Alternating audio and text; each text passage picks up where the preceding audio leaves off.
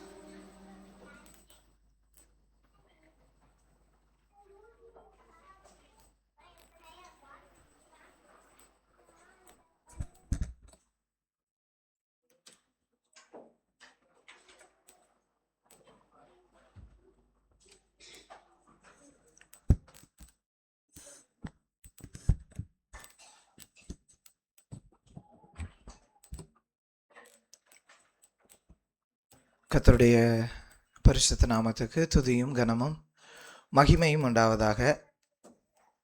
கொஞ்சம் ரஷ்ஷு. எல்லோருக்கும் ஓய்வு நாள் வாழ்த்துக்கள். ஹாப்பி சாபத். ஹாப்பி சாபத். எல்லாம் சந்தோஷமாக இருக்கீங்களா? லாஸ்ட் டைம் இதே கேட்டேன். சந்தோஷமாக இருக்கீங்களா? ஏன் சந்தோஷமாக இருக்கீங்க? லீவு. உண்மை அதுதான் இல்லையா? நாம் இன்னைக்கு தலைப்பு வந்திருக்கும் ஃப்ளையரில் உங்களுக்கு, நித்தியத்திற்கும் இயேசு மாறாதவர். உங்களுக்கு தெரியுமா, நான் தலைப்பு மட்டும்தான் ரெடி பண்ணேன். நான் சர்மன் ரெடி பண்ணவே இல்லை, தலைப்பு மட்டும்தான் ரெடி பண்ணேன். எப்பயுமே நான் என்னுடைய பர்சனலில் ஒரு 2-3 சர்மனை எடுத்து வச்சுருப்பேன் பேக்கப்புக்கு. அந்த வாரம் ஃபுல்லாக இந்த மாதிரி எதுவும் பிரசங்கம் இல்லைன்ற பட்சத்தில் டைம் கிடைக்கிறப்பெல்லாம் சர்மன் எழுதி வச்சுக்குவோம். ஏன்னா திடீர்னு யாராவது கூப்பிட்டாங்க, எங்கேயாவது போகணும், ஷார்ட்டாக ஒரு சர்மன் கொடுக்கணும், இல்லை ப்ரீஃப் கொடுக்கணும் அப்படின்னா அதுக்காக நாங்கள் எடுத்து வைப்போம். ஸோ நான் என்ன பண்ணேன்னா அதை தான் எடுத்து வச்சேன். ஆனால் என் மைண்டில் வந்து கடந்த வாரத்துக்கு முன்னாடி வாரம் ஒரு சர்மன் கேட்டேன். அது மனசில் ஒரு மாதிரி இருந்துச்சு. சரி, நம்ம தலைப்பை ரெடி பண்ணிட்டேன். சர்மன் அப்படியே பிளாங்காக இருந்துச்சு, என்னோட டைரி பிளாங்காக இருந்துச்சு. ஏன் அப்படின்னா, நான் இப்போ லீவுக்கு வந்தது என்னுடைய பர்சனல் ஒர்க்குக்காக வந்தேன். அந்த ஒர்க்கில் நான் இதை மறந்தே போயிட்டேன். நேற்றைய தினத்தில் இதற்காக நான் உட்காடுறேன். அடுத்து ஒரு ப்ராப்ளம். சரி, நைட் ஏதாவது பண்ணலான்னா முடியல. உண்மையாலுமே சொல்கிறேன், நான் பேருந்தில் வரும் பொழுது பயந்துட்டு இருந்தேன். ரஷ்ஷில் பயந்துக்கிட்டு தேவன்கிட்ட கேட்டது, ஆண்டவரே உங்களுடைய வார்த்தைகளை கொண்டு போகிறேன், என்ன பண்ண போகிறதுன்னு தெரியல அப்படின்னு. நான் கொடுத்த தலைப்பு உண்மையாலுமே நான் சொல்கிறேன், நான் ஒவ்வொரு தடவையும் மேடையில் ஏறும் பொழுது பலிபீடத்தில் நிற்கும் போது நான் சொல்கிறது தான், தேவன் தான் நடத்துவார், நாம இல்லை. நான் யோசித்ததெல்லாம் வேற.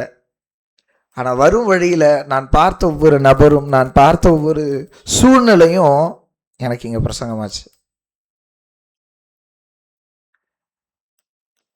எடுத்தவங்க வாசிங்க, எபிரேயரின் புத்தகம் 13ஆம் அதிகாரம் 8வது வசனம். எபிரேயர் 13:8. இயேசு கிறிஸ்து என்றும். சரி, எல்லாரும் ஒருமித்து சேர்ந்து வாசிப்போமா? எல்லாரும் எடுத்துருங்க. எடுத்துட்டீங்களா? பக்கம் சொல்லிடுங்க. 311 புதிய ஏற்பாடு, எபிரேயர் 13ஆம் அதிகாரம் 8வது வசனம். Hebrews chapter 13 verse 8.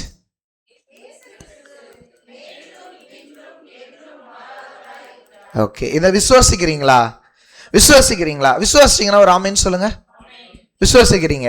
சரி, அவர் நேற்றும் இன்றும் என்றும் மாறாதவராக இருக்கிறார். ஓகேங்களா? இந்த வருஷம் ஸ்டார்டிங்ல எல்லாரும் ஒரு டைரி எழுதுனீங்களா?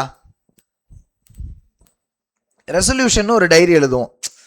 இந்த வருஷம் இதை நான் பண்ணுவேன்னு சொல்லிட்டு ஒரு தீர்மானம் பண்ணி ஒரு டைரி எழுதுவோம். சிலர் என்ன பண்ணுவோம், மனசுல வச்சுக்குவோம், இந்த வருஷத்துல இதை நான் பண்ணணும் அப்படின்னு. எத்தனை மாசம் அது நீடிச்சிருந்திருக்கும்? நான் ஒரு 5 வருஷமா ரெசல்யூஷன் எடுக்கிறது கிடையாது. ஏன்னா மாறிடுவோம் நம்ம. என்னுடைய ஃபர்ஸ்ட் ரெசல்யூஷன் என்ன அப்படின்னா, பைபிளை டெய்லி படிக்கணும் அப்படின்னு ரெசல்யூஷன் எடுத்தேன். எனக்கு தெரியும், ஒரு 2016-17 எடுத்தது. ஆர்வத்தில் எடுத்துட்டேன், டெய்லி படிக்க முடியல, அது கைவிட்டேன். அடுத்த வருஷம் நான் பண்ணுற தப்பு எல்லாத்தையும் விட்டுட்டு இனிமேல் சரியாக பொய் சொல்லாமல் கரெக்டாக இருக்கணும் அப்படின்னு. ஆக்சுவலாக அன்னைக்கு நியூ இயரில் தான் அதிகமாக பொய் சொல்ல வேண்டியதாக இருக்குது. இப்போ நம்ம மாறிக்கிட்டே இருக்கோம் இல்லைங்களா? நம்மளுடைய சூழ்நிலை மாறுது, நாம மாறுறோம், நம்முடைய வேலைகள் மாறுது, நம்மை சுற்றி இருக்கிறவர்கள் மாறு, எல்லாமே மாறுது. ஆனால் வேதம் சொல்லுது, இயேசு கிறிஸ்து நேற்றும் இன்றும் என்றும் மாறாதவராய் இருக்கிறார். நல்லா புரிஞ்சுக்கணும், இருக்கிறார் அப்படின்னா இன்னும் அதை கடைபிடிச்சுக்கிட்டு இருக்காரு அவர். அந்த வாக்கை தன் கைகளில் பற்றி கொண்டு அதை இன்னும் நிறைவேற்றி கொண்டே இருக்கிறார். அது முடியல.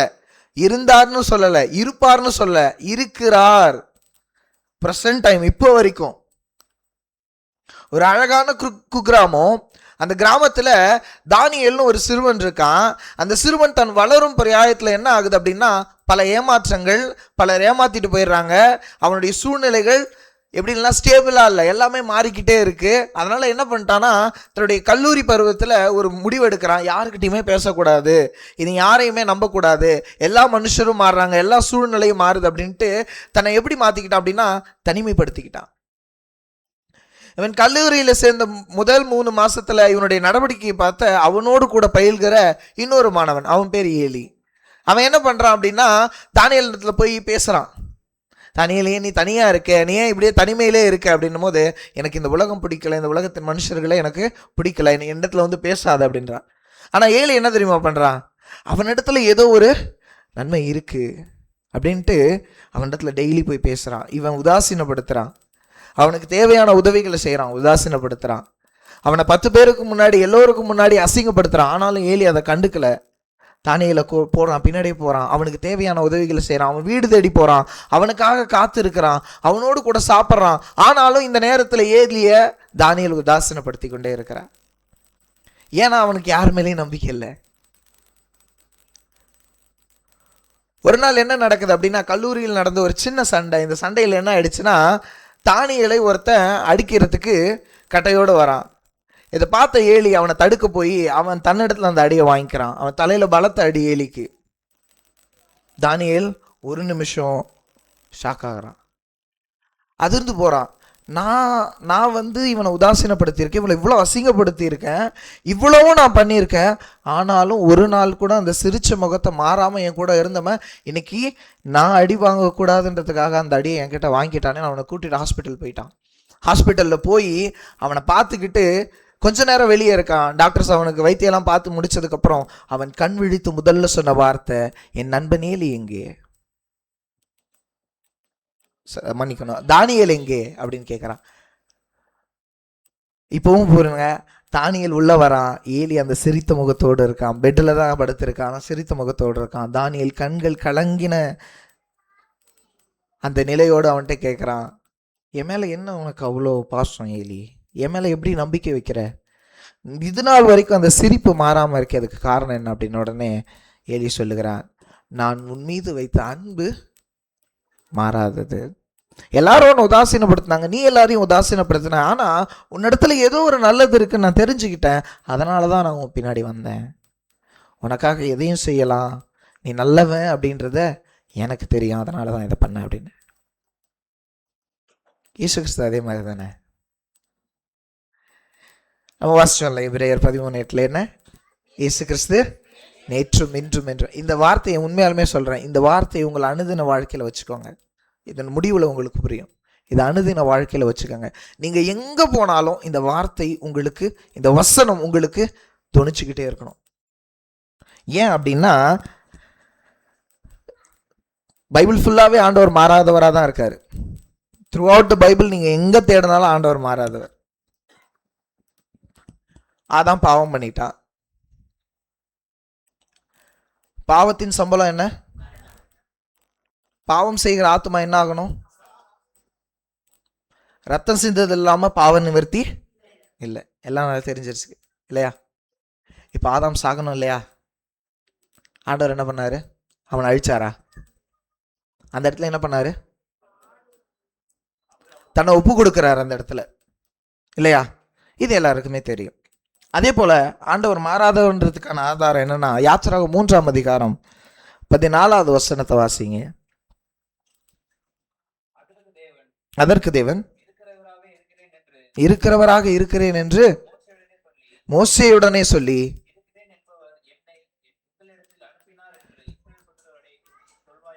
ஓகே, இருக்கிறவராகவே இருக்கிறேன். யார் கூட இருந்தாரு? இந்த வார்த்தை யாருக்கு சொல்லப்பட்டுச்சு? மோசேக்கு சொல்லப்பட்டுச்சு. மோசேக்கு அப்புறம் யார் யாருக்கெல்லாம் இந்த வார்த்தை வந்துச்சு தெரியுங்களா? இஸ்ரவேல் வம்சத்தாரோட இருந்தாரா? அவர் இல்லைன்னா இவங்க எகிப்தை விட்டு வெளியே இருக்க முடியாது, இவங்க கானானுக்கு போயிருக்க முடியாது, வனாந்தரத்தில் மடிந்து போயிருப்பாங்க. எரிகோவை இடிச்சு கானான் அவங்க பக்கத்துல கொடுத்ததுக்கு அப்புறமும் மற்ற சந்ததியார், மற்ற புறஜாதியார் அவங்க மேல மேற்கொள்ள முடியல. இத்தனைக்கும் காரணம் யாரு? ஏன்னா அவர் கொடுத்த வாக்கு, அவர் மாறாதவர். இதை எங்க தெரியுமா கோட் பண்றாரு? யோவான் 8ஆம் அதிகாரம் 58வது வசனம். யோவான் 8ஆம் அதிகாரம்.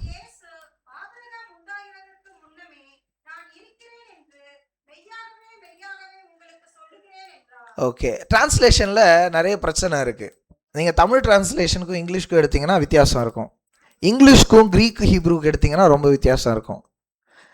இப்போ எங்களுக்கு என்ன சொல்லி கொடுக்குறாங்க அப்படின்னா, உங்களுடைய லோக்கல் லாங்குவேஜ், உங்களுக்கு தெரிஞ்ச லாங்குவேஜ், உங்கள் மதர் டங் நீங்கள் ஏதோ அந்த language, English, Greek and Hebrew, இதை 4 வச்சு தான் நீங்கள் எதை ரெடி பண்ணணும் அப்படின்னா சர்மன் ரெடி பண்ணணும்னு எங்களுக்கு சொல்லி கொடுக்குறாங்க. ஏன் அப்படின்னா ஹீப்ரூ க்ரீக் தான் ஆரிஜின், அதுதான் உண்மை, அதுலேருந்து பேசிங் அதுதான், அதுலேருந்து தான் இங்கிலீஷ் மாற்றினாங்க, இங்கிலீஷ்லேருந்து தான் தமிழுக்கு மாற்றினாங்க. வரும்பொழுது என்னன்னா அதோடைய சாரம் குறைஞ்சிக்கிட்டே வரும், அர்த்தங்கள் சில நேரத்தில் வேறுபட்டுக்கிட்டே வரும். இந்த இடத்துல யாத்திராகமத்தில் சொன்னார்ல ஐஎம், அந்த வேர்டு எங்கே கோட் பண்ணுறாரு அப்படின்னா நீங்கள் இங்கிலீஷில் வாசிச்சு பாருங்கள், அதே ஐஎம்மை இந்த இடத்துல கோட் பண்ணுவார். இதை யார் மட்டும்தான் சொல்ல முடியும் அப்படின்னா தேவன் மட்டும்தான் இந்த வார்த்தையை சொல்லணும், வேறு யாரும் சொல்ல மாட்டாங்க. எபிரேயர்கள் யாரும் ஐஎம்னு சொல்லக்கூடாது, அதாவது அந்த ஐஎம்னு போட்டு நிறுத்தக்கூடாது, அந்த இடத்துல சென்டென்ஸ் ஆக்கணும். ஏன் அப்படின்னா அந்த வேர்டு யாருக்கு மட்டும்தான் சொந்தம்னா தேவனுக்கு மட்டும்தான் சொந்தம். இங்கே பாருங்க, ஆபிரகாமுகிட்ட நான் கூட இருக்கிறேன்னு சொன்ன ஆண்டவர், மோசே கிட்ட நான் கூட இருக்கிறேன்னு சொன்ன ஆண்டவர் இங்கே கோட் பண்ணுறாரு, ஆபிரகாமுக்கு முன்னாடியிலிருந்தே நான் இருக்கேன் அவன் கூட. ஆதாம் அவர் கைவிடலை, ஆதாமுக்கு தெரியும் பாவம் செஞ்சா சாகணுன்றது ஆதாமுக்கு தெரியும். ஆனா ஆதாம் அவன் செய்த பாவத்துக்கு யாரு? தேவன். நான் இருக்க, நீ ஏன் கவலைப்படுற, நீ சாக போறது கிடையாது, உன்னை நான் சாகிறதுக்காகவா இந்த பூமியில உருவாக்கினேன். ஆண்டவர் மாறாதவர்ன்றதுக்கு இன்னொரு ஆதாரம் என்ன தெரியுங்களா? ஏசாயா 45 அதிகாரம் 18வது வசனம்.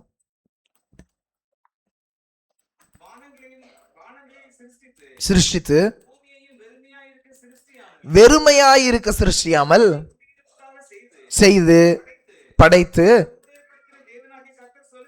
சொல்லுகிறதாவது நானே கர்த்தர். அவ்வளவுதான். அவர் என்ன சொல்றாரு? பூமியை நான் வெறுமையா இருக்க உருவாக்கல. ஆதாம் பாவம் பண்ணிட்டான்றதுக்காக ஆதாம கொன்னுட்டா பூமி என்ன ஆயிடும்? வெறுமையாயிடும். அதனால அதுக்காகவா உருவாக்கினேன்? அவனை பழுகி பெருகி பூமியை நிரப்புங்கன்னு ஆசீர்வாதம் பண்ணதே நான் தான். நான் மாறுவேனா? அவர் மாறல. அவர் என்ன பண்ணாரு? மாறாதவர் மாற்று வழி கொடுக்கிறார். சில நேரத்தில் நமக்கு கன்ஃபியூஸ் ஆகிட்டோம், நம்ம குழம்பிட்டோம் அப்படின்னா நமக்கு என்ன தெரியாது? வழி தெரியாது. அதுக்கான சொல்யூஷன் என்ன பண்ண முடியாது, நம்மளால கண்டுபிடிக்க முடியாது. ஆண்டவர் எல்லாம் தெரிஞ்சவர், மாறாதவர். ஒரு திட்டத்தை போட்டுட்டு அந்த திட்டத்தை ஆண்டவர் மாற்றவே மாட்டார். பூமி அழிப்பேன்னு சொல்லி நோவா கிட்ட சொன்னாரு. பூமியும் பூமியின் மக்களும் சேர்ந்ததான் அதுக்கு பேர் பூமி. அதாவது நிலமும் அதுல வாழுகிற மக்களும் சேர்ந்ததான் அதுக்கு பேர் பூமி. பூமி அழிச்சாரா? நிறைய பேர் சொல்றாங்க ஆண்டவர் பூமி அழிச்சார். கிடையாது. பூமி அழிச்சார் அப்படின்னா அதை என்ன பண்றாருன்னா உருவேற்படுத்துறாரு, அதை சுத்தம் பண்றாரு, அவ்வளவுதான். அவர் அழிக்கல. அழிஞ்சிருந்தா அந்த 8 பேரும் அந்த கணக்குல வந்திருக்க கூடாது. ஆனா 8 பேர் என்ன பண்ணாங்க? காப்பாற்றப்பட்டார்கள். தேவன் மாறாதவர்.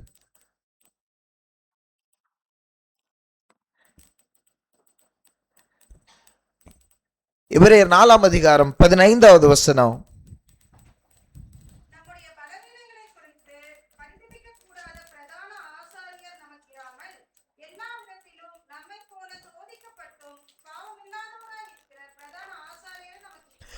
பாருங்க, மறுபடியும் இங்க பாவத்துல தான் வராங்க. எபிரேயர்ல என்ன சொல்றாங்க? அவர் எப்படி பரிதபிக்க கூடாதவர் கிடையாது. அவர் ஏதோ வானத்துல இருந்து அப்படியே எகிரி குதிச்சு வரல. ஆண்டவர் எப்படி இருந்தாரா? நம்மை போல சொல்லி நம்ம நிறைய நேரத்தில் கேட்போம் இல்லையா? ஆண்டவரே கை விட்டுட்டீங்களா? ஆண்டவரே மறந்துட்டீங்களா? ஆண்டவரே மாறிட்டீங்களா? கேட்குறோமா? கண்டிப்பாக கேட்டிருப்போம். ஒரு சூழ்நிலையில் கண்டிப்பாக கேட்போம் இல்லைங்களா? ஆனால் இருக்கிறேன்னு சொன்னார்ல, அவர் இன்னமும் கூட தான் இருக்கார். இயேசு கிறிஸ்து எங்கே தான் இருக்காரு? நம்ம பக்கத்தில் தான் இருக்காரு, நம்ம மத்தியில தான் இருக்காரு, நம்ம வழி நடத்துறாரு, நம்மோடு கூட பேசுறாரு. ஆனா தூரமா இருக்கிறது, மாறி போனது யாரு? அவருக்கு தெரியும் நீ எப்படிலாம் விழுவ, உனக்கு என்ன டெம்டேஷன்ஸ் எல்லாம் வரும், உன்னை எப்படி சாத்தான் மைண்டை மாத்துவான், எல்லாமே யாருக்கு தெரியும்னா இயேசு கிறிஸ்துவுக்கு தெரியும். அதனாலதான் அவர் நமக்கு பிரதான ஆசாரியன். பிரதான ஆசாரியனுடைய வேலை என்ன? பரிந்து பேசுறது. இப்ப நீங்க போய் ஒருத்தவங்களுக்காக பரிந்து பேசுனா எப்படி பேசுவீங்க? சார் அவர் நல்லவர் சார், அவங்க ரொம்ப நல்லவங்க, ஒரே ஒரு தடவை சாதாரண மனுஷனுக்காகவே இப்படி பேசும்போது பரம தகப்பன் ஒன்னுத்துக்குமே பிரயோஜனம் நமக்காக என்ன பண்றாரு? போய் பரிந்து பேசுறார். அதுக்கு அவர் பாவத்தை மேற்கொண்டு இருக்கணும் இல்லையா? பாவத்தை மேற்கொண்டார். அது எங்க இருக்கு? யோவான் மன்னிக்கணும், மத்தேயு 4ஆம் அதிகாரத்துல எல்லாருக்கும் தெரியும். சோதனை கட்டம் இயேசு கிறிஸ்துவுக்கு வருது. எல்லா இடத்துலையும் எதை மேற்கொள்ளிடுறாரு? வேதாகமத்தை மேற்கொண்டுட்டு என்ன பண்றாருன்னா மாறாதவராகவே இருக்கிறார்.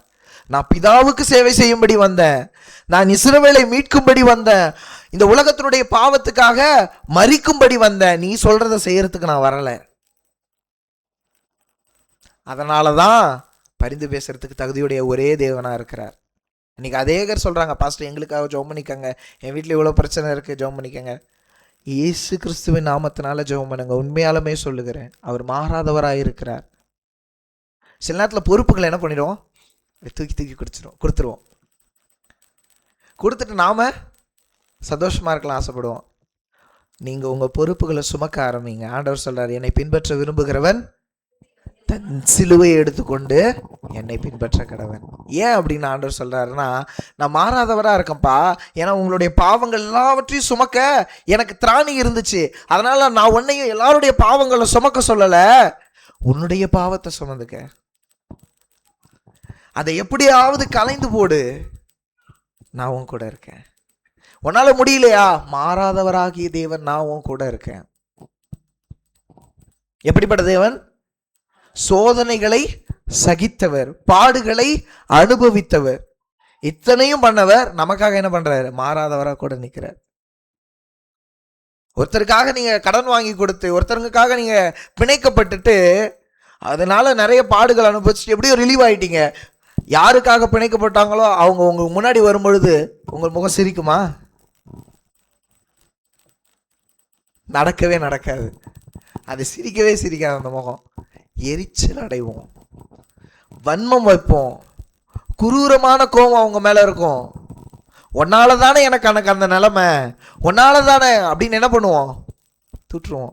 பரிந்து பேசுகிற இடத்துல போய் ஒருத்தர் பேர்லையும் ஆண்டவர் பழி போடலை இந்நாள் வரைக்கும். அவர் மாறாதவர். நீ ஜெபம் பண்ணும்போது எப்படி ஜெபம் பண்றோம்? ஒருத்தவங்களுக்காக ஜெபம் பண்றோம், அவங்களுக்கு நீங்க என்ன பாரத்தோட ஜெபம் பண்றீங்களா? ஜெபம் பண்ண சொல்லிட்டாங்களே அப்படின்றதுக்காக ஜெபம் பண்றோம். ஆனா ஆண்டவர் ஒரு காலம் பாவம்னா என்னன்னே தெரியாதவர், பாவத்தினுடைய நிழலே அவரிடத்துல கிடையாது. அப்பேற்பட்ட தேவன் எல்லா பழிகளையும் ஏத்து தன் மேல அடிகளையும் பட்டு இப்ப எங்க போயிருக்காரு? பரலோக மகாபரிசுத்தத்துல அவருடைய சொந்த ரத்தத்தை எடுத்துக்கொண்டு போயிட்டு நமக்காக பரிந்து பேசிட்டு இருக்காரு. அவரு தான் மாறாதவர். அது மட்டும் இல்ல, சோதனைகள் நேரத்துல அவர் நம்மோடு மாறாதவராய் இருக்கிறார். மார்க்கு 4ஆம் அதிகாரம் 37 39.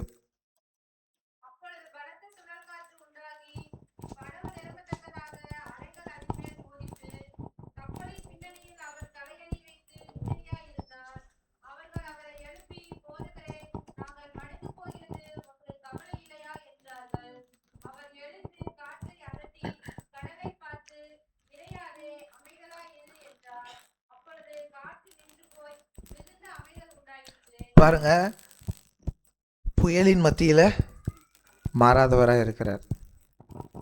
இதே 12 சீஷர்கள் தான் அவர் அற்புதம் பண்ணும்போது, அடையாளம் பண்ணும்போது எப்படி இருந்தாங்க? சந்தோஷமா இருந்தாங்க. அவர் கூட இருக்கும்போது எதுவும் நடக்கும்ன்ற தைரியம் அவங்களுக்கு இருந்துச்சு. நீங்க போய் ஆசிச்சு பாருங்க, யுகங்களின் வாஞ்சையில எப்படி இருந்தாங்க அப்படின்னா, அப்போஸ்தலர்கள் சீடர்கள் எப்படி இருந்தாங்க அப்படின்னா, இயேசு கிறிஸ்து கூட இருந்தா எதுவும் சாத்தியம் அப்படின்னு நம்பி அவர் கூட வந்துகிட்டு இருந்தாங்க. அவர் கூட போனா சாப்பாட்டுக்கு பிரச்சனை கிடையாது, அவர் கூட போனா தண்ணிக்கு பிரச்சனை கிடையாது, உடைக்கு பிரச்சனை கிடையாது, தங்க இடத்துக்கு பிரச்சனை கிடையாது, சுகமா வாழலாம் அப்படின்ற சந்தோஷத்தோட தான் அவர் கூட போய்கிட்டு இருந்தாங்க. இதை எப்படி கேட்கலாம் அப்படின்னா, 12 பேருக்கு முன்னாடி 70 பேர் ஆண்டவர் என்ன பண்ணியிருப்பாரு? வச்சிருந்திருப்பார். அவங்களாம் விட்டுட்டு போகும்போது 12 பேரை பார்த்து கேட்பாரு, நீங்களும் என்னை விட்டு போக மனதா இருக்கீங்களான்னு. உடனே பேதுரு ஒரு வார்த்தை சொல்லுவாரு, எங்க போவோம் ஆண்டவரே? ஜீவனுள்ள வார்த்தைகள்லாம் உம்மிடத்தில் உண்டே இப்படின்னு சொல்ற இதே சீடர்கள் தான் புயல் அடிக்கும் போது என்ன சொன்னாங்க? நாங்கள் சாகிறது உங்களுக்கு கவலையா இல்லையா ஆண்டவரே? இன்னைக்கு பல நேரங்களில் கடன் பிரச்சனையோ இல்லை மென்டலாக ஃபிசிக்கலாக ஏதாவது ஒரு பிரச்சனை வரும்பொழுது நாம் தூஷிக்க தான் ஆரம்பிக்கிறோம் ஆண்டவரை. அந்த அடிகளை ஆண்டவர் வாங்கினாரே, அதை நம்ம என்னைக்காவது யோசிச்சிருப்போமா? நாம் இப்படி யோசிப்போம்னு ஆண்டவருக்கு தெரியும். ஆனாலும் அவர் மாறாதவர், இன்னைக்கும் நமக்காக பரிந்து பேசிட்டு தான் இருக்கிறார். நான் நேரன அந்த பேருந்தில் ஏறி என் பக்கத்தில் உட்காந்துருந்தவங்க மாறினாங்க. நான் கிட்டத்தட்ட 3லேருந்து 4 மணி நேரம் பிரயாணம். என் பக்கத்தில் இருந்தவங்கலாம் மாறிக்கிட்டு இருந்தாங்க. நான் உட்காந்தே இருக்கேன், கடைசி சீட்டில் நான் உட்காந்துருக்கேன். என் பக்கத்தில் இருந்தவங்களாம் ஏறினாங்க, மாறினாங்க, இறங்கினாங்க, இப்படி போயிட்டு இருந்தாங்க. கண்டக்டர் வந்து என்கிட்ட கேட்டார், நீங்கள் ஈரோடு தானே, கடைசியாக தானே இறங்குறீங்க? ஆமாம். இந்த சீட்டில் அதாவது சீட்டு காலியாகாமல் இருக்கிறதுக்கு காரணம் நீங்கள் மட்டும்தான், வேறு யாருமே கிடையாது, மாறாமல் உட்காந்துருக்கீங்க அப்படின்னா. ஏன்னா என் இலக்கு இன்னும் நான் அடையலை, அதனால் நான் மாறாதவராக இருக்கேன். நான் அந்த இடத்த விட்டு எழுந்திருக்கல, ஏன்னா என் இலக்கு இன்னும் வரல, இன்னும் நான் ஈரோடு வந்து இறங்கலை, அதனால் நான் மாறல. ஆண்டவர் ஏன் இன்னும் மாறாமல் இருக்காரு தெரியுங்களா? அவருடைய இலக்கு இன்னும் முடியலைங்க. அதனால தான் பூமியை உருவாக்குறதுக்கு முன்னாடியிலிருந்து இப்போ வரைக்கும் இனிமேலும் அவர் மாறாதவராகவே வராரு. ஏன்? இன்னும் அந்த இலக்கு முடியல. ரட்சிப்பினுடைய அந்த திட்டம் இன்னும் பரிபூர்ணத்தை எட்டலை, அது வரைக்கும் தன்னை ஒப்பு கொடுத்தே தான் இருக்கிறார். யார் இவர்? வானத்தையும் பூமியையும் தன்னுடைய வார்த்தையினால சிருஷ்டித்த தேவன். எல்லாருக்குமே தெரிந்த காரியம்தான் எல்லாமே. ஆனால் நாம் உன்னிப்பாய் கவனிக்க வேண்டிய அதனுடைய பொருள், அதனுடைய கருத்தை நாம் என்ன பண்ணுறது கிடையாது. இது எத்தனை தடவை வாசிச்சிருந்திருப்போம், இது எத்தனை தடவை தெரிஞ்சிருக்கோம். இயேசு கிறிஸ்து நேற்றும் இன்றும் என்றும் மாறாத. இது என்ன பண்ணுவோம்? மனப்பாடம் பண்ணுவோம். இதை பிள்ளைகளுக்கு சொல்லிக் கொடுப்போம். இதை சில நேரங்களில் திடீர்னு என்ன ஆகும், நம்மளுடைய மனசில் தோன்றும், அதெல்லாம் சொல்லிக்கிட்டு இருப்பான். ஆனால் இதில் உண்மையான அர்த்தம் என்ன தெரியுங்களா? அவர் இன்னைக்கு வரைக்கும் யார் பேர்லையும் குற்றம் சுமத்தலை, யார் பேர்லையும் பழி போடலை, யார் பேர்லையும் ஒரு பொல்லாப்பு வச்சில்ல, பார்ஷியாலிட்டி பார்க்கல. மாறாதவராய் பரலோகத்தில் பூமியை உருவாக்க திட்டம் போடும் போது எப்படி இருந்தாரோ அதே போலதான் இப்போ வரைக்கும் இருக்கிறார். இந்த சபை ஸ்தாபிக்கப்படும் பொழுது எப்படி இருந்துச்சு? ஒரு சின்ன கொட்டாய் போட்டு இருந்திருப்பாங்களா? எனக்கு தெரியல. ஒரு சின்ன கொட்டாய் போட்டு இருந்திருக்கலாம், இல்லை ஒருவேளை ஒரு வீட்டில் நடத்தி இருந்திருக்கலாம். மாறிச்சா? சிலர் அந்த டைம்ல இருந்த பல விசுவாசிகள் இல்லாமல் போயிருந்திருக்கலாம். மாற்றம் இருந்துச்சா? சபையில் பாஸ்டர் மாறினாங்க, எல்டர் மாறினாங்க, எத்தனையும் மாறிச்சா? ஆனால் நம்முடைய இலக்கு என்ன?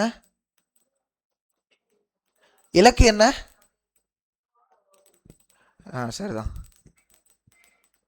புரியலையா? நம்முடைய இலக்கு என்ன? எதுக்காக சர்ச்சுக்கு வரோம்? இப்போ புரியுதுங்களா? நான் ஏன் நீங்கள் சந்தோஷமா இருக்கீங்க கேட்டேன்ட்டு? இன்னும் நமக்கு புரியல, வேதமும் இன்னும் புரியல, வார்த்தைகள் இன்னும் நமக்கு புரியல. அப்படி புரிஞ்சிருந்ததுன்னா இந்த வார்த்தை இந்த வசனத்தை நீங்கள் படிக்கும் பொழுது எப்படி தெரியுமா இருந்திருக்கும் உங்களுக்கு? உண்மையை சொல்லிட்டா உங்கள் கண்கள்ல இருந்து கண்ணீர் வந்திருக்கும். நம்ம தினமும் வாசிக்கிறது தானே வேதாகமத்தை. நம்ம எப்படி தெரியுமா பயன்படுத்துகிறோம்? ஒரு ஏடிஎம் போல பயன்படுத்துகிறோம். தேவைன்றப்ப மட்டும் திறக்கும், தேவையில்லாத நேரத்தில் அது ஒரு மூலையில் இருக்கும். கஷ்டத்தில் மட்டும் திறப்போம். தேவைன்ற போது, அதாவது என்ன, நமக்கு பிடிச்சதை படிக்கிறதுக்கு திறப்போம். இப்படியும் பண்றோம். ஆனா இந்த பைபிளை நம்ம வாங்கும் பொழுது, ஞானஸ்நானம் எடுக்கும் பொழுது, சபைக்கு வரும்பொழுது என்ன சொல்றோம்? நம்ம மாறாதவங்களா இருக்கணும், இதுல இருந்து இந்த விசுவாசத்துல இருந்து வழிவிலகி போகக்கூடாது, நான் கரெக்டா இருப்பேன், ஓய்வு நாளை கை கொள்வேன், எல்லாத்தையும் நாம மனசுல நினைச்சோம். ஆனா கடைசியில் என்ன ஆயிடுச்சு? மாறிட்டோம். நம்ம எதுக்காக தெரியுமா வரோம்? நம்முடைய இலக்கு என்ன? பரலோகம். இங்க உட்கார்ந்து இருக்கிற இந்த ஆத்துமாக்கள் காலியா இருக்குல்ல, இது நிரம்பி அப்படியே என்ன ஆகணும்? இந்த கூட்டம் பரலோகம் போகணும். ஒவ்வொரு கம்யூனியன்ல கால் கழுவும் போது அதுதான் நினைக்கிறீங்க, ஆண்டவரே நான் கழுவுகிற இந்த கால்களை நான் பரலோகத்துல பார்க்கணும். கால்கள் கழுவப்படும் போது நீங்க என்ன நினைக்கணும்? ஆண்டவரே என் கால்களை கழுவுகிற இந்த கைகளை நான் கோர்த்து கொண்டு பரலோகம் வரணும். அதுதான் உங்களுடைய இருதயம், அதுதான் உங்களுடைய சிந்தையில இருக்கணும், மாறாம இருக்கணும். ஆண்டவர் இங்க இருக்க எல்லாருக்காகவும் தான் கல்வாரி சிலுவையில அர்த்தம் சிந்தனை. அவர் மாறல. இவன் என்னை மறுதளிப்பான், இவன் என்னை விட்டுட்டு போயிடுவான், இவனை காட்டி கொடுப்பான் அப்படின்னு அவங்களுக்காகலாம் அவர் ஆண்டவர் என்ன பண்ணல, அவங்கள ஒதுக்கலை. எல்லாருக்காகவும் என்ன பண்ணுறாரு, கல்வாரி சிலுவையில் ரத்தம் சிந்துறாரு. தேவன் ஒரு காலம் மனஸ்தாபப்படுறது கிடையாது. சில நேரத்தில் நீங்கள் நல்லது செஞ்சுட்டு மனஸ்தாபப்படுவீங்க இல்லையா? என்ன மனஸ்தாபப்படுவீங்க? இது பண்ணதுக்கு பண்ணாமலே இருந்திருக்கலாம். இந்த மனஸ்தாபம் யார் பட்டா தெரியுங்களா? யோனா பட்டாரு. எப்படியாவது நினைவு அழியணும்னு உட்காந்து காத்துக்கிட்டு இருந்தாரு. அவர் மாறாதவர் தான், யோனா மாறாதவர். எப்படின்னா இனிமே அழிப்பேன்னு சொல்லிட்டாரு, அழிச்சிருவாரு. காத்துக்கிட்டு இருந்தார். ஆனால் மாறாத தேவன். என் இலக்கே வேறப்பா, என்னுடைய இலக்கே வேற. நினைவே மனம் திரும்பணுன்றதான் என்னுடைய இலக்கு. அவனுக்கு நான் வார்னிங் கொடுத்தேன். என் மனஸ்தாபத்தை அவனிடத்துல சொன்னனே தவிர நான் மனம் மாறலை. என்னிடத்துல ஒருத்தவங்க ஒரு ஆர்கியூ பண்ணாங்க, தேவன் மாறாதவர்னு நீ எப்படி சொல்ற? நோவா காலத்தில் நான் பூமியில் மனுஷனை உண்டாக்குனதுக்காக மனஸ்தாபப்படுறேன்னு ஆண்டவர் சொன்னார். மனஸ்தாபம் வேற, மனம் மாறுறது வேற. மனஸ்தாபன்றதுனுடைய ஆதங்கத்தை சொல்றது. ஆண்டவர் ஆதங்கத்தை நிறைய இடத்துல சொல்லியிருக்காரு. சொந்த பிள்ளைகிட்ட போய் ஆதங்கத்தை சொல்ல வேற யார் இடத்துல சொல்லுவாங்க? ஆண்டவர் ஆதங்கப்படுறாரு. நோவாட சொல்றாரு, நான் பூமியில் மனுஷனை உண்டாக்குறதுக்காக ரொம்ப வருத்தப்படுறேன்ப்பா அப்படின்னாரு. தன்னுடைய பிள்ளைகிட்ட பேசுறாரு. நினைச்சிருந்தா அவர் தூதர்கள்ட்ட பேசியிருக்கலாம்ல, பிதாவினிடத்துல போய் பேசி இருந்திருக்கலாம்ல. குறை சொல்லலை, பரலோகத்தில் நம்மளை பற்றி குற்றம் சொல்லலை. மாறாத தேவன் நம்ம இடத்துல சொல்றாரு, மனஸ்தாபப்படுறப்பா, மாறணும்பா.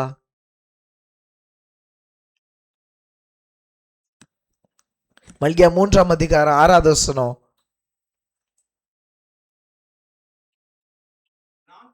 நான் கர்த்தர், நான் மாறாதவர், நீங்கள் நிர்மூலமாகவில்லை. நான் கர்த்தர், நான் மாறாம இருக்கேன். யாருக்கு இந்த வாக்கை நான் கொடுத்தேன்? ஆபிரகாமுக்கு அந்த வாக்கை கொடுத்தேன். நீங்க நிர்மூலமாகலை. இன்னைக்கு வரைக்கும் யூதர்கள் நிர்மூலமாகலை தெரியுமா? அவர்கள் சிதறி இருக்கிறாங்க. அவர்கள் பல தேசங்கள்ல உலகம் முழுக்க சிதறி இருக்காங்க. அவங்க இன்னைக்கும் என்ன என்ன எப்படி இருக்காங்க? நிர்மூலமாகாம இருக்காங்க. அவளுடைய ஜாதி என்ன ஆகல?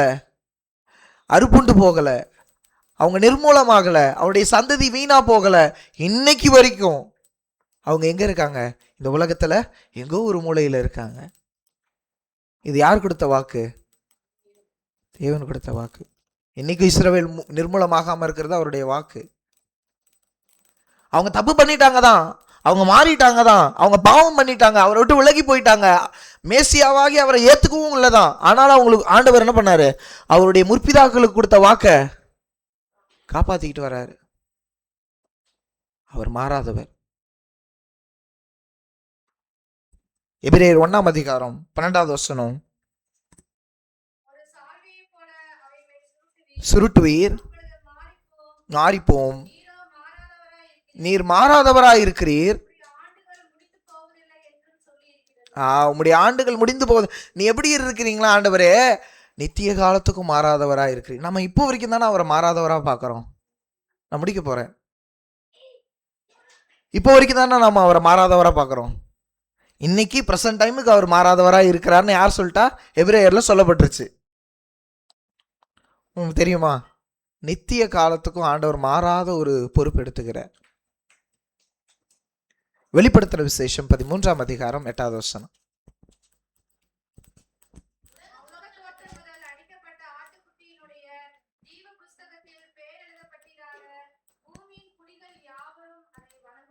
ஓகே, உலக தோற்றம் முதல் அடிக்கப்பட்ட ஆட்டுக்குட்டி. அது என்ன உலக தோற்றம் முதல் அடிக்கப்பட்ட ஆட்டுக்குட்டி? இயேசு கிறிஸ்து தன்னை எங்க மாத்திக்கிட்டார் தெரியுங்களா? தன்னுடைய மகிமையை எங்க விட்டார் தெரியுங்களா? பரலோகத்திலே விட்டுட்டாரு. தன்னுடைய மொத்த மகிமையும், தன்னுடைய சர்வ மகிமையும் பிதாவினுடைய பாதத்துல வச்சுட்டு அவர் எப்படி தெரியுமா இருந்தாராம்? ஒரு சாதாரண தூதனை போல இருந்தார். அதனாலதான் அவருக்கு என்ன பேரு? தூதனும் ஆனவர் அப்படின்னு ஒரு பேர் இருக்கு. தன்னை ஒப்பு கொடுத்துட்டார். தன்னுடைய பிள்ளைகளுக்காக என்ன பண்ணிட்டார்? தன்னை தேவன் அன்பாகவே இருக்கிறார். அந்த அன்பை எப்படி தெரியுமா கண்டுபிடிக்க முடியும்? மாறாத்தன்மை கொண்டு இருந்தாங்கன்னா அதுதான் அன்பு. உங்களை முதல்ல பார்த்தப்ப எப்படி பார்க்கறாங்களோ கடைசி வரைக்கும் உங்களை அப்படியே பார்க்கறாங்களா?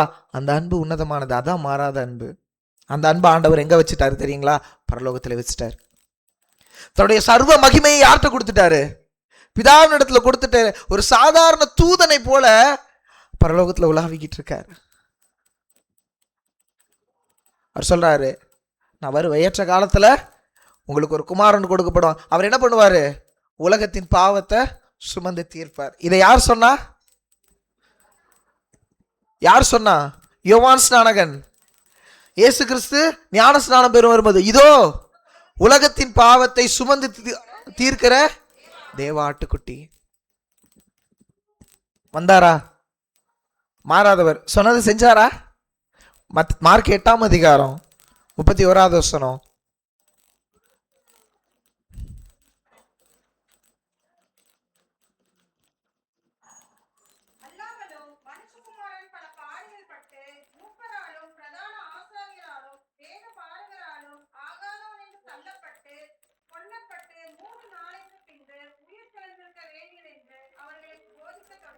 பாருங்க, தன்னுடைய மரணத்தை, தன்னுடைய ஜீவன் போக போகிறத குறித்து தானே என்ன பண்றாரு? மனுஷனிடத்துல சொல்றாரு. ஏன் தெரியுமா? நான் மாறாதவராக இருக்கிறேன், வாக்கிலும் சரி செயலிலும் சரி. நான் கொடுத்த வாக்க மாற்றவே மாட்டேன். உங்களுடைய பாவங்களுக்காய், உங்களுடைய அக்கிரமங்களுக்காய், உங்களுடைய மீறுதல்களுக்காய் நான் என்ன பண்றேன்? மரிக்க போகிறேன். மரிச்சாரா? சரி, கடைசி என்ன அப்படின்னா, இங்கே ஓகே, பரலோகத்தில் அவர் எப்படி இருப்பார் தெரியுங்களா? ராஜாதி ராஜாவாவா? ராஜாதி ராஜாவாவா? கர்த்தாதி கர்த்தாவா? தலையில் ஒரு அருமையான ஒரு கிரீடம், ஒரு க்ரௌன் வச்சுக்கிட்டு, கையில் ஒரு தண்டு வச்சுட்டு, இந்த படத்தெல்லாம் காட்டுறாங்க, நிறைய அனிமேஷன்ஸ் எல்லாம் காட்டுறாங்க. அந்த ஸ்கார்ஃப்லாம் போட்டுக்கிட்டு குதிரையில் ஏறி அற மாதிரி அவர் எப்படி தெரியுமா இருப்பாருங்களா பரலோகத்தில்? சகரியாவின் புஸ்தகம் 13ஆம் அதிகாரம் 6வது வசனம்.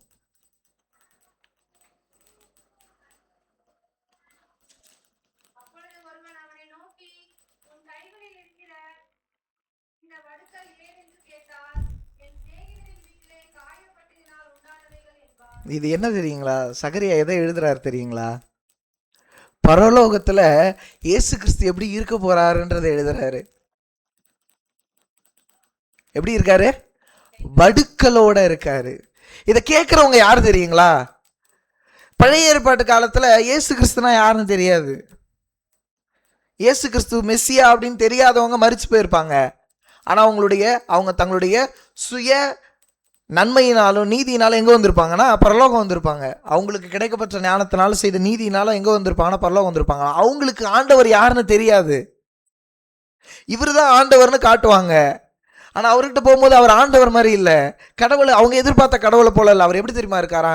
நமக்காய், நம்முடைய பாவங்களுக்காய் அவர் ஏற்றார்ல கல்வாரி சிலுவையில் அந்த காயங்கள், அது அப்படியே தான் இருக்குமா. ஒருவேளை நீங்க பரலோகம் போனீங்கன்னா நித்தியமா வாழ்வீங்கல்ல? ஆமா தானே? பரலோகம் போனா நித்தியமா வாழ்வோம்ல. ஆண்டவர் நித்தியமா அதை வச்சிருக்க போறாரு. இவ்வளவு தூரம் மாறாத, தன்னுடைய வாக்கினால மாறாத எல்லா காரியங்களையும் செய்து, வாக்குத்தத்தங்களையும் செய்து, அற்புதங்களை அடையாளங்களையும் செய்து, தம்முடைய பிள்ளைகளுக்காக பாவத்தையும் அதனுடைய பாரத்தையும் அதனுடைய விளைவான மரணத்தையும் ஏற்றுக்கிட்ட ஆண்டவர் கடைசியில தழும்புகளையும் ஏற்றுக்கிட்டார். நாம நித்தியமா வாழணுன்றதுக்காக, நித்தியத்திற்காக அந்த தழும்பு என்ன பண்ணிக்கிட்டாரு? தனக்குள்ள ஏற்றுக்கிட்டார். அவர் மாறாதவராக இருக்கிறார். நாம மாறுறோம் இல்லையா? நான் மறுபடியும் சொல்றேன், நீங்க என்னைக்கெல்லாம் இந்த வசனத்தை வாசிக்கிறீங்களோ, எபிரேயர் 13ஆம் அதிகாரம் 8வது வசனத்தை வாசிக்கிறீங்களோ, அப்பெல்லாம் யோசிச்சு பார்த்துக்கங்க, நம்முடைய பாவங்களுடைய வடு யார் கையில இருக்கணும்? அவர் பரலோகத்துல நாமெல்லாம் சந்தோஷமா இருக்கும்போது அதே வடுக்களை யார் வச்சுட்டு இருக்க போறா? அதனாலதான் நான் சொன்னேன், இந்த வசனத்தின் உள்ளான அர்த்தம் உங்களுக்கு தெரிஞ்சிருச்சுன்னு வச்சுங்களேன், உங்கள் கண்கள்ல இருந்து கண்ணீர் வரும். நான் பண்ண பாவம் அவர் ஏத்துக்கிட்டார், சரி. நான் பண்ணதனுடைய விளைவு அவர் உடம்புல தழும்பாயிடுச்சு, சரி. ஏன் அவர் அதை நித்திய காலத்திற்கு வச்சிருக்க போறார்? அது அவருக்கு என்ன தெரியுங்களா? அது அவருக்கு மகிமையாம். ஆண்டவருக்கு அது மகிமையாம். தான் வெற்றி பெற்றேன்றதுக்கான ஆதாரமா அதை வச்சுக்குவாராம். ஒரு ட்ராஃபி இருக்குல்ல, நீங்க ஜெயிச்சிட்டிங்கன்னா என்ன பண்ணுவீங்க? அது ஒரு ட்ராஃபின்னு நினைப்பீங்க.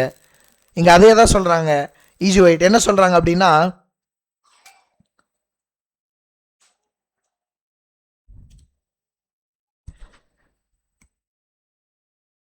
and the tokens of his humiliation are his highest honor. அவர் எடுத்துக்கிட்டார்ல பாடுகளுடைய அந்த டோக்கன் அப்படின்னா அந்த காயங்கள், அது என்னவா அவருக்கு அப்படின்னா விலையுயர்ந்த மதிப்பு. அது அவருக்கு ஒரு பெரிய பொக்கிஷம். Through the eternal ages the wounds of Calvary will show forth his praise and declare his power. அந்த வடுக்கள் எதை குறிக்கும் அப்படின்னா அவருடைய வல்லமையையும் அவருடைய மகிமையையும் சொல்லுமா. The cross of Christ will be the signs and the song of the redeemed through all eternity. நித்திய காலத்திற்கும் அதுதான் என்ன? ரட்சிப்பினுடைய பாடலா இருக்கும்.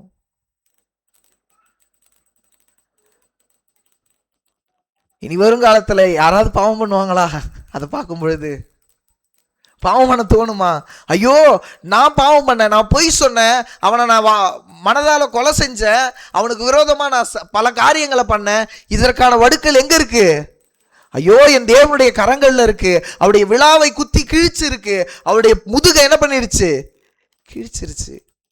இதெல்லாம் நினைக்கும் பொழுது அவர் நம்மளை பார்த்து சிரிச்சு சொல்றாரு. அங்க கூட பழி போடல பாருங்க நம்ம பேர்ல. அவர் என்ன சொல்றாரு? யார் வீட்டில் பட்ட காயம்? என் சிநேகிதன் வீட்டில் பட்ட வடுக்கள். அவர் தாங்க மாறாதவர். அன்பு, நான் சொன்னல, அன்பு எங்க இருந்து முதல்ல பார்த்த இடத்துல தொடங்கி கடைசி வரைக்கும் அதே புன்னகை, அதே மனப்பான்மையோட இருந்தால் அதான் உண்மையான அன்பு. ஆண்டவர் தான் உண்மை அன்புக்கு அடையாளம். தேவன் அன்பாகவே இருக்கிறார். நித்தியத்திற்கும் இயேசு மாறாதவர் தான். நீங்க நினைச்சுக்கலாம் உங்களுடைய கஷ்டமான சூழ்நிலையில் ஆண்டவர் மாறிட்டாருன்னு, கஷ்டமான நேரத்தில் ஆண்டவர் என்னை கைவிட்டுட்டாருன்னு நீங்க நினைக்கலாம். ஆனா ஆண்டவர் கைவிடுகிறவர் கிடையாது. அந்த காயப்பட்ட வடுக்களோட நம்ம பக்கத்துல என்ன சொல்றாரு? இந்த வடுக்களையே வாங்கிட்டேன்ப்பா, உனக்காக நான் இதை செய்ய மாட்டேன், நான் கூட தான் நிற்கிறாரு. பேசுங்க ஆண்டவர்கிட்ட. ஒருவேளை தனிமையா இருக்க மாதிரி சூழ்நிலை இருக்கா? ஆண்டவர் உங்க கூட இருக்காரு, பேசுங்க. இதோ உலகத்தின் முடிவு பரியந்தம் சகல நாட்களும் நான் உங்களோட கூட இருக்கிறேன்றாரு.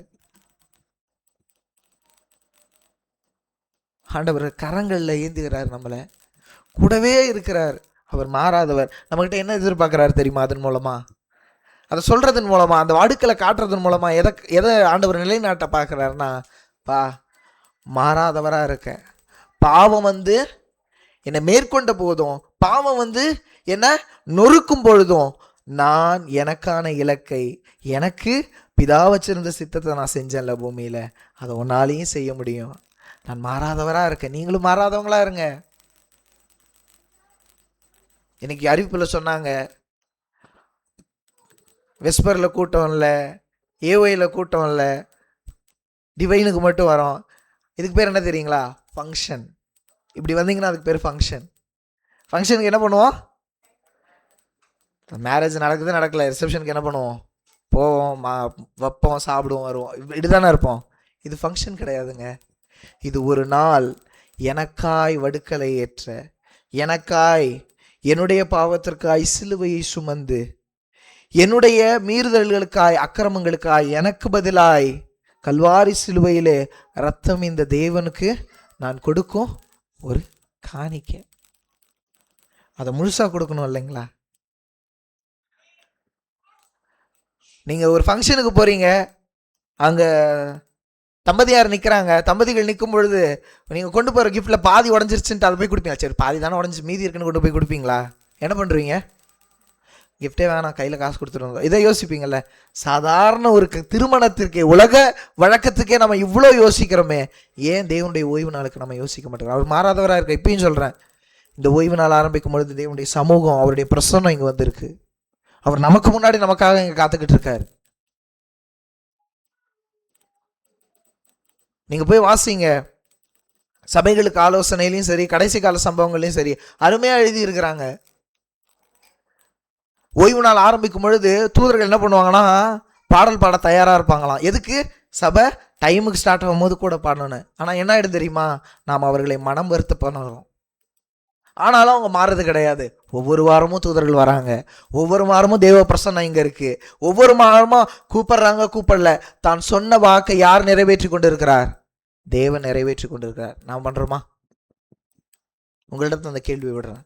இயேசு நித்தியத்திற்கு மாறாதவராக இருக்கிறார்.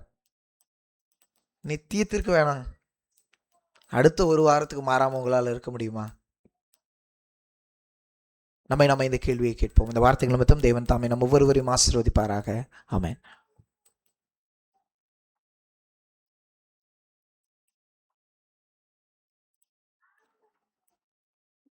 நேற்றும் இன்றும் என்றும் மாறாதவர், எல்லா காலங்களிலும் எல்லா சூழ்நிலைகளிலும் எல்லா நேரங்களிலும் அவர் மாறாதவர். ஒரு நல்ல செய்தியை கேட்டோம். ஆராதனை நிறைவு செய்யத்தக்கதாக யாவரும் எழுந்து நின்று 285வது பாடல், அவர் சொல்லும் வழி செல்வேன். 285.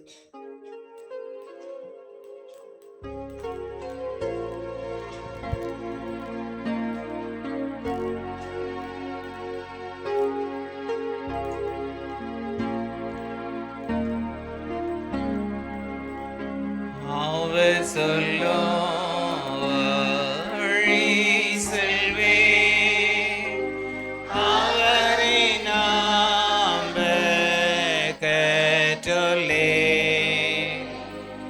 எனக்காக உண்டார், இனக்கல் வாரி கோரசில் ராப்பகலாய் நடத்துவார், வழி நெடுக நடத்துவார். இயேசுவே என் ஆப்த நண்பர், கல்வாரியே என் ஞாபகம். அவர் கற்பனை என் ஆசை, அவர் கரம் நடத்தட்டும்.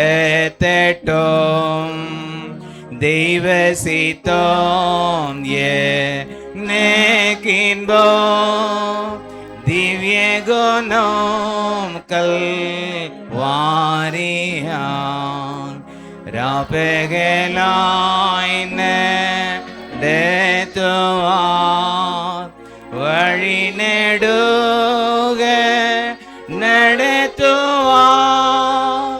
இயேசுவே என் ஆப்த நண்பர், கல்வாரியே என் ஞாபகம்.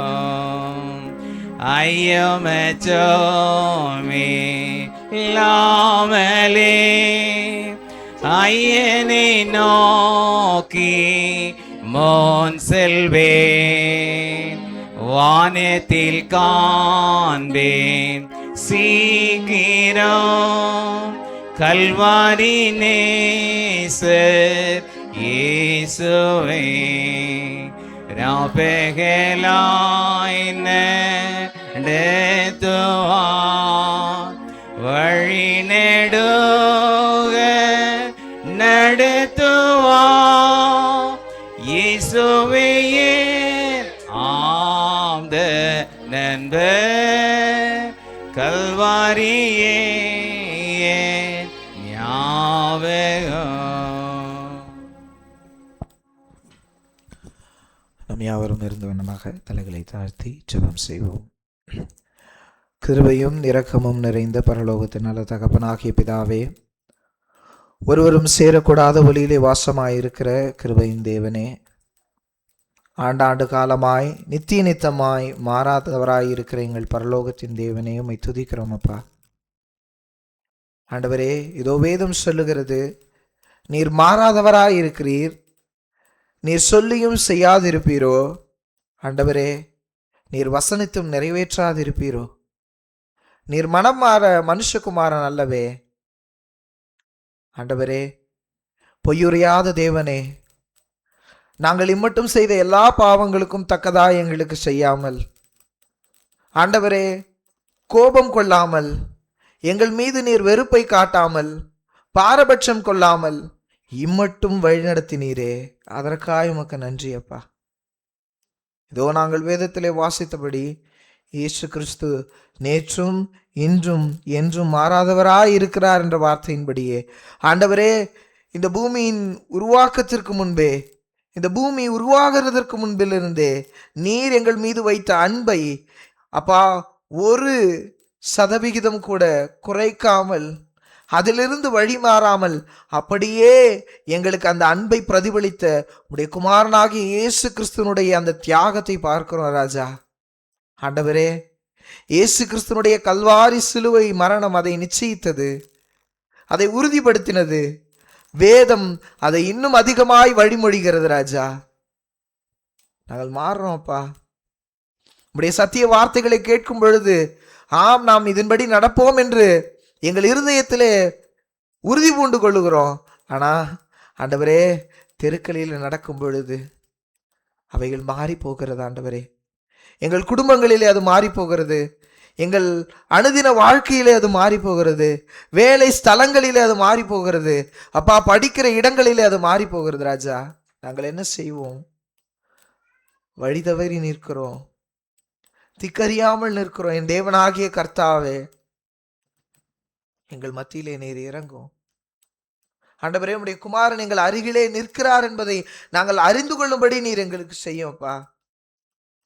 பல நேரங்களிலே இடுக்கமான வேலைகளிலே ஆண்டவரே, நீர் எங்களை கைவிட்டு விட்டீரோ அப்பா, சீடர்களைப் போல நாங்கள் மடிகிறோமே, உமக்கு கவலை இல்லையா என்று எங்கள் உள்ளத்தின் தேவையில்லாத குழப்பங்களையும் கேள்விகளையும் எழுப்புகிறோம் ஆண்டவரே.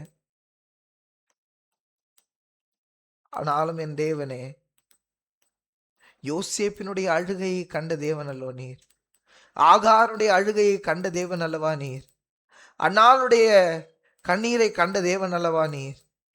எங்கள் கண்ணீரை காணுங்க ராஜா. மாறாத தேவன் நீர்.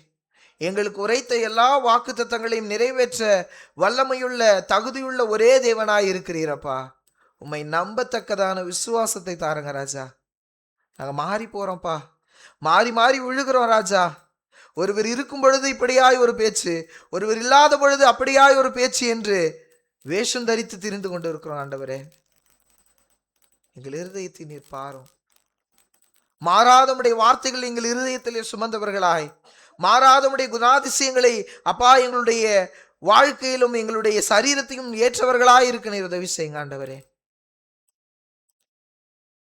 மாறாத தேவனே, எங்களுக்கு சொல்லின எல்லா காரியங்களையும் அதினதின் காலங்களை நேர்த்தியா செய்த தேவனே, உம்மை போல நாங்களும் உம்மை பின்பற்றுகிறவர்களாய், உடைய பிள்ளைகள் என்று கூறத்தக்க தகுதியுடையவர்களாய் இருக்க எங்களுக்கு அந்த குணங்களை தாருங்க ராஜா. ஆவியானவரை கொண்டு எங்களோடு கூட நீர் இடைபடும் அப்பா, எங்களோடு கூட பேசுங்கப்பா. நாங்கள் ஒவ்வொரு நாளும் விழுங்கும் பொழுது, நாங்கள் ஒவ்வொரு நாளும் அப்பா விழுங்கப்படும் பொழுது என் தேவன் மாறாதவராய் இருக்கிறார், அவர் நேற்றும் இன்றும் என்றும் மாறாதவராய் இருக்கிறார் என்று இந்த வார்த்தைகள் எங்களை துணிக்க உதவி செய்யுங்கப்பா. எங்களுடைய இலக்கு பரலோகத்தை எட்டுவது மாத்திரமல்ல ஆண்டவரே, எங்களோடு கூட பிரயாணிக்கிறவர்களையும் எங்களோடு கூட உறவாடுகிறவர்களையும் நாங்கள் பரலோகத்தில் காணும்படி செய்வதா இருக்கத்தக்கதான அந்த இலக்கை நீர் எங்களுக்கு தாருங்க ராஜா. உதவி செய்யுங்க கர்த்தாவே. பலவீனம் அடைந்து இருக்கிறோம், சோர்ந்து போயிருக்கிறோம், என்ன செய்வதென்று தெரியாது இருக்கிறோம்ப்பா. ஒவ்வொரு நாளும் வாழ்க்கை மாறுகிறது, சூழ்நிலைகள் மாறுகிறது ஆண்டவரே. எங்களோடு பழகினவர்கள் மாறுகிறார்கள், எங்கள் வாழ்க்கையில் நாங்களே சில நேரம் மாறிக்கொண்டு இருக்கிறோம் ராஜா. நாங்கள் நம்பினோர் எங்களை கைவிடுகிறார்கள் அப்பா. நித்தியத்திற்கு மாறாத எங்கள் தேவனே இயேசு கிறிஸ்துவே, எங்கள் மத்தியிலே நிர்வாரும், எங்களோடு கூட உறவாடும், எங்களோடு கூட பேசும், எங்கள் தேவைகளை நீர் சந்திக்கிறவராய் இருக்கிறீர். அதே போல ஆண்டவரே, நாங்களும் உடன் ஊழியர்களாய் இவ்விடத்திலே உம்முடைய குமாரன் எங்களுக்கு விட்டு சென்ற எல்லா விதமான காரியங்களையும் செய்யத்தக்க திராணியையும் மாறாத இருதயத்தையும் விசுவாசத்தையும் தாங்கப்பா. அசைக்கப்படுகிறோம், உடைய குமாரனை போல அசைவில்லாமல் நிற்க, ஸ்திரப்பட்டு உறுதியாய் நிற்கத்தக்க இருதயத்தை தாங்க ராஜா. இந்த நேரத்திலும் ஆண்டவரே, ஒருவேளை நாங்கள் செய்த பாவங்கள் இதற்கு தடையாய் இருக்குமே ஆகி தேவன் தயவாய் மன்னியுங்க. இரக்கம் கொண்டிருக்கிற தேவன் அல்லவா நீர். எங்கள் தேவனாகிய கர்த்தரிடத்தில் அநேக இரக்கங்களும் மன்னிப்புகளும் உண்டு என்ற வார்த்தையின்படியே ஆண்டவரே, அந்த இரக்கத்தினாலும் அந்த மன்னிப்புகளினாலும் நீர் எங்களை கழுவி உடைய குமாரனுடைய திரு ரத்தத்தினாலே முற்றிலுமாய் எங்களை நீர் ஸ்தானப்படுத்த வேண்டுமாய் ஜெபிக்கிறோம் ராஜா. கழுவுங்கப்பா, எங்களை புதுசா மாற்றுங்க, எங்களை நீர் உருவேற்படுத்துங்க, நீர் எங்களை செதுக்குங்க ஆண்டவரே. பின்பு நாங்கள் மாறாத கற்களாய் மாறாத தூண்களாய் உம்முடைய பரலோக ராஜ்யத்திலே நிற்கத்தக்கவர்களாய் நீர் எங்களை தகுதிப்படுத்துங்கப்பா.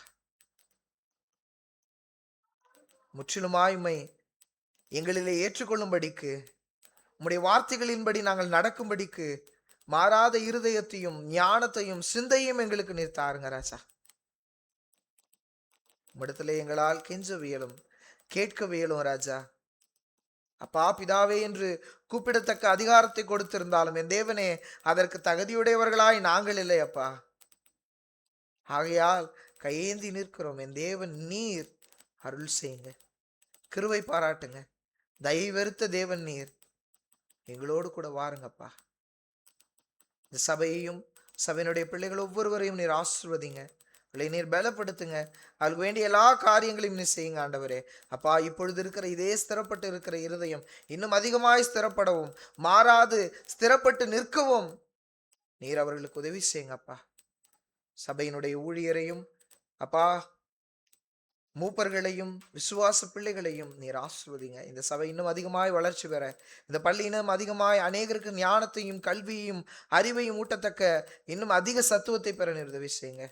இதற்கு விரோதமாய் சாத்தான் எடுக்கிற எல்லாவித காரியங்களையும் தேவனாகி இயேசு கிறிஸ்துவ நாமத்தினால் நீர் நிர்மூலமாக்கி போடுங்க ராஜா. நீரே முற்றுமுடிய பாதுகாத்து வழி நடத்துங்க. எல்லா துதி கன மகிமையும் உமக்கே செலுத்துகிறோம். எங்களை பொறுப்பெடுத்து கொண்டு வழிநடத்தி பாதுகாத்துக் கொள்ள வேண்டுமாய் எங்கள் அன்பு நிறைந்த ஆண்டவரும் அருமை இரட்சகரும் எங்களுக்காய் நித்திய காலமும் தம்முடைய கைகளிலே எங்களுக்காய்ப்பட்ட வடுக்களோடு எங்களுக்கு அருள் செய்கிறவருமாகிய இயேசு கிறிஸ்துவனுடைய புண்ணிய நாமத்தினாலே வேண்டி கேட்டுக்கொள்கிறோம். ஜீவனுள்ள நல்ல பிதாவே, என் ஆத்துமாவே கர்த்தரை ஸ்தோத்திரி, என் முழுமே பரிசுத்த நாமத்தை ஸ்தோத்திரி, என் ஆத்துமாவே கர்த்தரை ஸ்தோத்திரி, செய்த சகல உபகாரங்களையும் மறவாதே. ஆமென். கர்த்தராகிய இயேசு கிறிஸ்துவனுடைய கிருபையும் பிதாவாகிய தேவனுடைய அன்பும் ஆவியானவருடைய அந்யோன்யமும் ஐக்கியமும் சமாதானமும் காவலும் இன்றும் என்றும் விசேஷித்த வண்ணமாக இன்று நம்மோடு கூட இந்த ஓய்வு நாளில் கலந்து கொண்ட ஒவ்வொரு பிள்ளைகளோடும் இருப்பதாக. ஆமென்.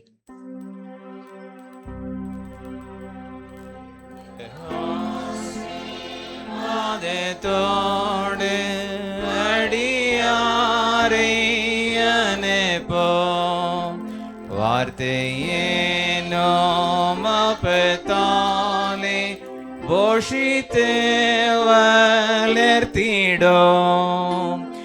இப்போதுமை தேடி வந்து மனதாரே போற்றினோம். நித்திய வாழ்வினில் கழித்து உம்மை வாழ்த்தி தொழுவோம்.